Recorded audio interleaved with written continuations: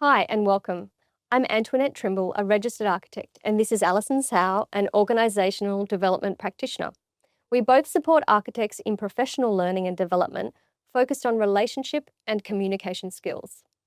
This video is part of a series developed with the Architects Registration Board of Victoria to help registered architects communicate more effectively with their clients. Under the Victorian Code of Conduct, record keeping is a key obligation under clauses 6.6 and 15. This covers keeping records of written acceptance of the client architect agreement, variations, correspondence, and meeting notes. So, today we're looking specifically at how to document variations and how to proactively record verbal conversations and decisions so nothing falls through the cracks. And this is one of the areas where architects most commonly find themselves exposed when disputes arise. Good documentation is your best protection, and it costs very little to do well. So let's get into it. A variation is any change to the agreed scope, timeline, or cost of the project. And the rule here is simple. If it's not in writing, it didn't happen. Clause 6.6 of the Victorian Architects Code of Professional Conduct expressly requires written records to be kept. So in practice, every variation needs three things in writing: what has changed, whether that's scope, time, or cost, what the impact is, and written approval from the client before the work proceeds. Not a nod in a meeting, not a verbal yes on the phone, written communication.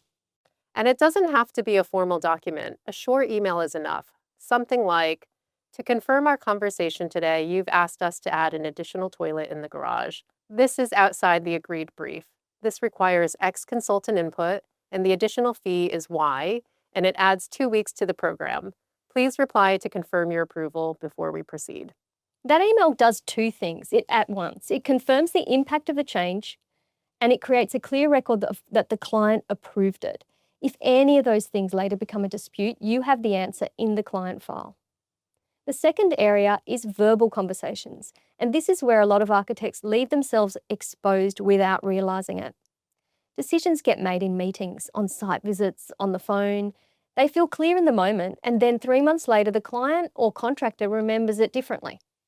And this isn't about anyone being dishonest. People genuinely remember conversations differently, especially over long projects with a lot of moving parts. A written record removes the ambiguity entirely. The habit to build is simple. After every significant conversation, a meeting, a site visit, a phone call, send a brief follow-up email. Doesn't need to be long. 3 dot points is enough. You could say something like, "To confirm what we discussed today, we agreed to proceed with option B for the kitchen, drawings to be updated Friday. Please let me know if this doesn't match your understanding." And that last sentence is important. Inviting the client to correct the record if they disagree. It signals that this is a shared record, not just your version of events. And if they don't respond, you have a documented paper trail showing they were given the opportunity. Site instructions are the same. If you direct a builder to change something on site, follow it up in writing. A site instruction that isn't documented is a dispute waiting to happen. So to recap, every variation to scope, time, or cost needs written client approval before work proceeds. And every significant verbal conversation should be documented.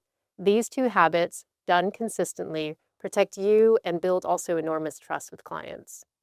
A verbal agreement remembered differently by two people is a dispute. A short email, confirmed and unchallenged, is a shared understanding you can both rely on. Keep it simple, keep it consistent. Thanks for watching.